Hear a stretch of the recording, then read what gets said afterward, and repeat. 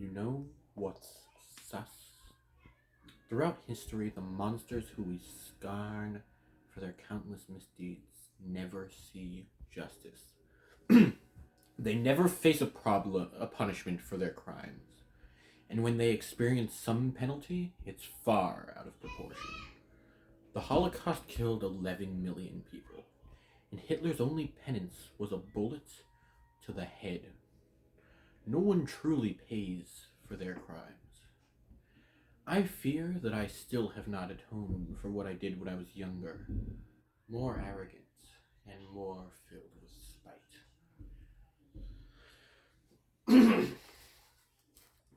You can't stop me.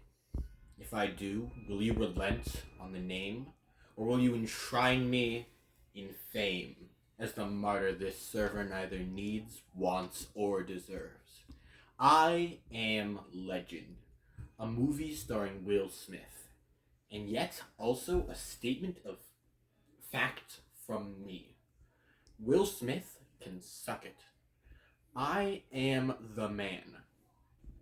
I'm not a man, but I am the man.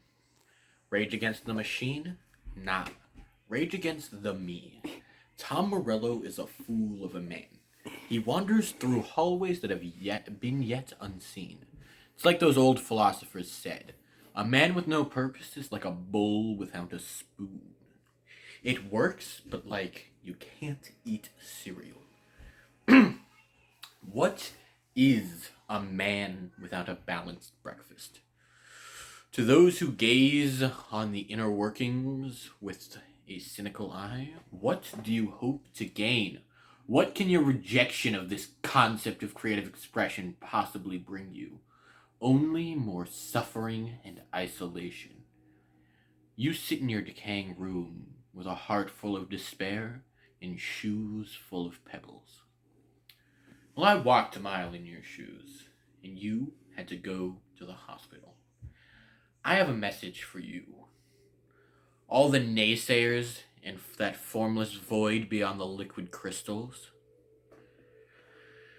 The woman with the pen who writes a script, which she expects the world to follow, knows not of the many dimensions of truth I have seen, not even the few available to her feeble mind. And to she who pulls the strings, the puppet master with no identity, she doesn't notice the strings on her. There is no puppet master who is not also a puppet. All forces are pushed by other forces. There is no one place you could call the origin. No point which incited the chaos we now see before us.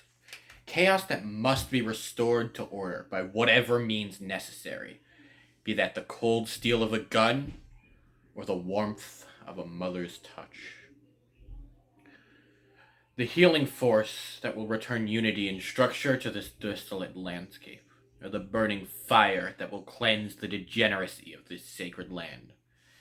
These backwards people who would corrupt the spirit of our homeland, pollute our gene pool with their filth. They would see to infect our very blood, to dilute a great people into a mass of weaklings, to undo all the good we have done, the civilization we helped spawn. They intermingled with our folk, and their blood mingled with ours. No more do we produce scholars and thinkers. They have created a plateau of human knowledge. How can we ever hope to recover? To do nothing is to side with the oppressor, yet to fight is to admit defeat. To admit to the failure of all other solutions. Our failure to reconcile our differences without the use of violence. So we stand, trapped between a rock and a package of udon noodles. By the way, Gregory, I asked you 15 minutes ago to get me a package of udon noodles. What in the blazes am I even paying you for? There is no path without bloodshed. It is only a question of magnitude and location.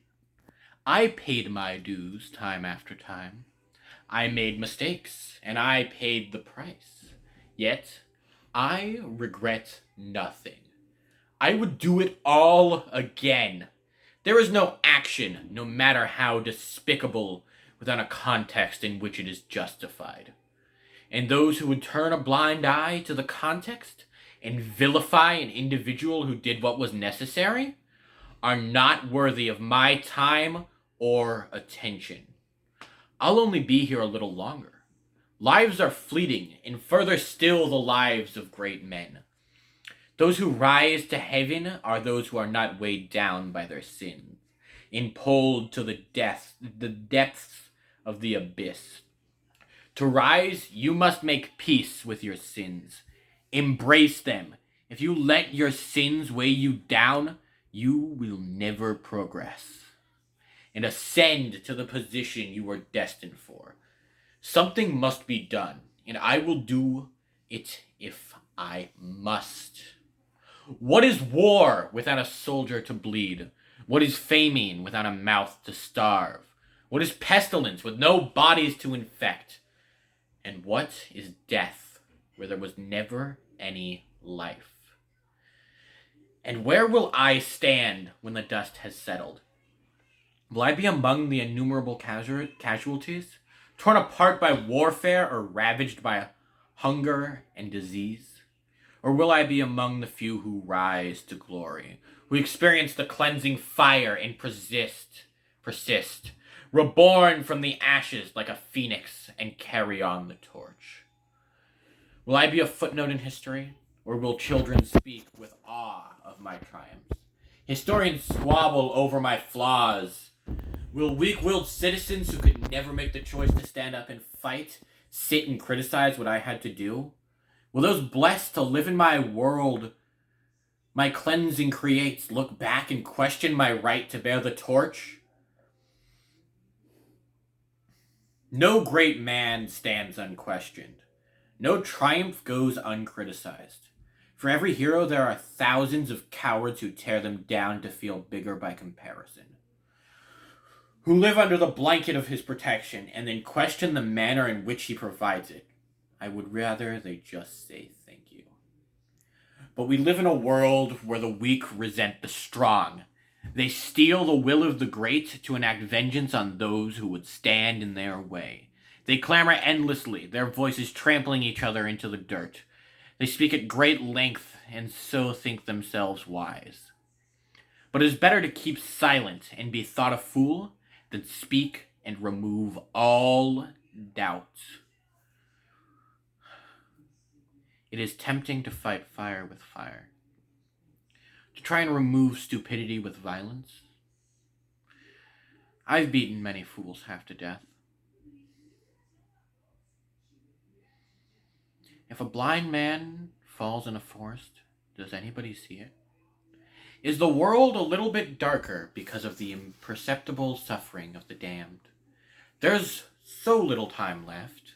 We have to come to a decision. Will we act or will we die? I, for one, chose to act, whatever the consequences.